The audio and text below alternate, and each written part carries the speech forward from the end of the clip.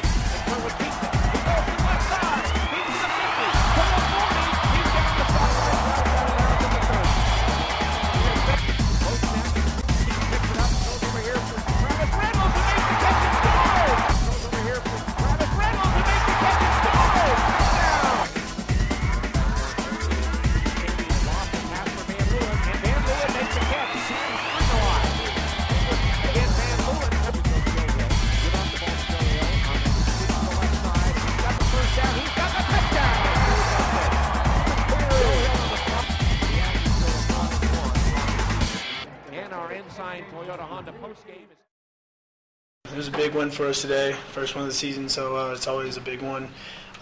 In-state school against Weber State, so it gives us a lot of confidence going into Colorado State. We do have this bye week, so we just have to take this week and really prepare to the utmost against Colorado State, because they're going to come out hard just as we want to. And I mean, it's a big game. We came out a little bit slower today than we wanted to. But second half, we really picked it up, 37 points in the second half. Defense shut them down. So that was essential to our win today. You know, obviously a great class of guys to be in with Emmett White and the rest of those guys that hit 2,000 yards for a career. You know, hopefully that's something I can just build on and continue to get better. And, you know, hopefully that'll, you know, transition into winning football games, more football games. I think we did okay defensively in the first half, and I think we picked it up second half. Like Coach A said, we probably more pressure in the second half than we did in the first.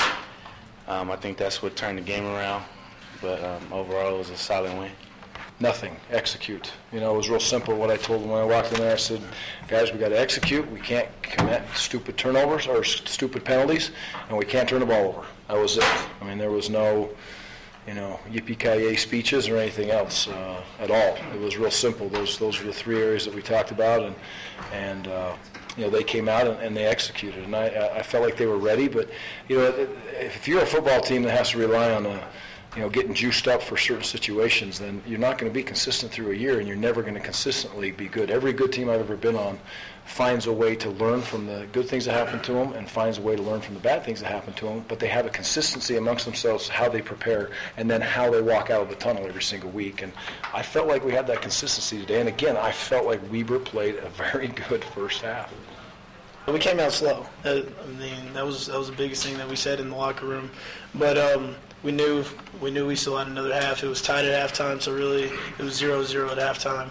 And all we had to do was come out and just play to the best of our ability the second half, and it would all take over. You know, everybody telling each other to pick each other up, and this team's not that good. You know, they're not better than us, so we got to go out there second half and prove it. And I think we did that. I mean, we got to stay calm and collected. We just told everybody we got to take over the second half, and that's what we did.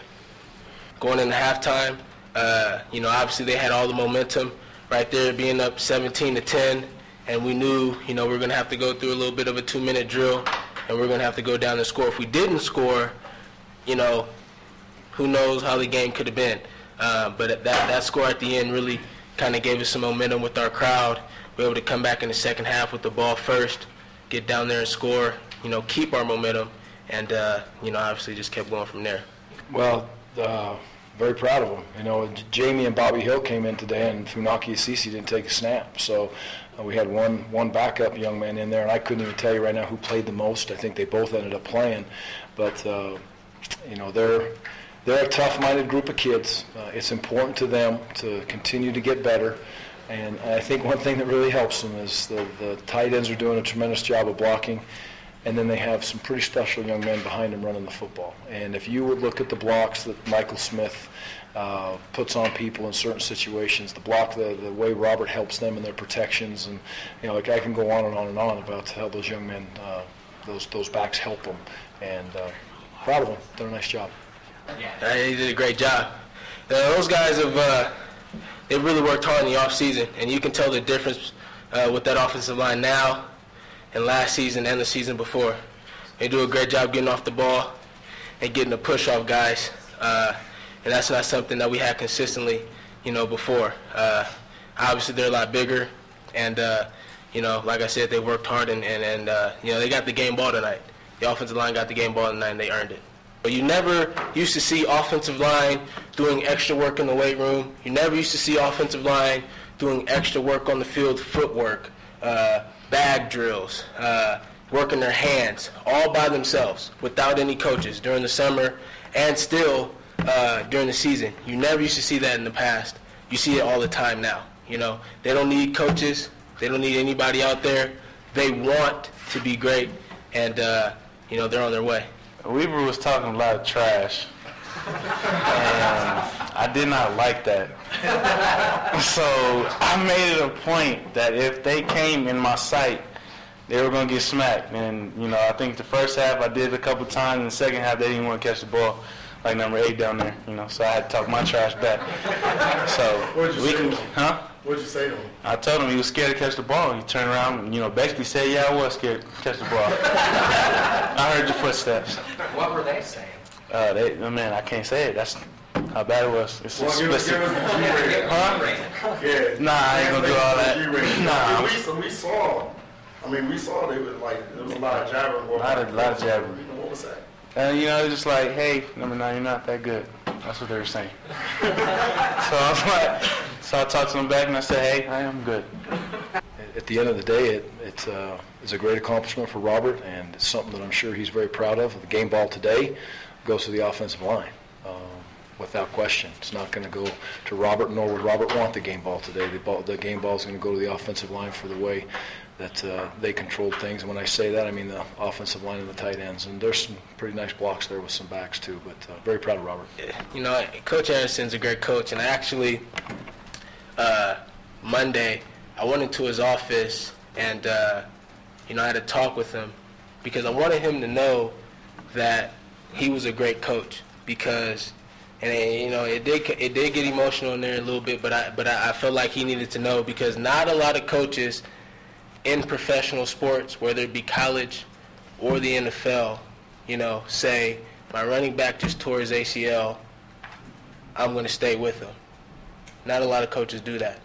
A lot of coaches say, he probably won't be the same again. Let's go try to find another guy. Let's go recruit another guy. Let's go draft another guy. Let's go find a free agent. Let's go do something else, because he's not going to be able to play. And he didn't do that. He said, you know, he believed that I was a strong-minded kid. I hate saying kid, man. And he would say kid, but and he knew that I would work hard. to be back and to be better than I was before. And I believe I've done that. And, the only way to prove it and to show it is to play. And that's why I said to him, I said, that's a great team effort right there, but we can always do better than that. I can always do better than that.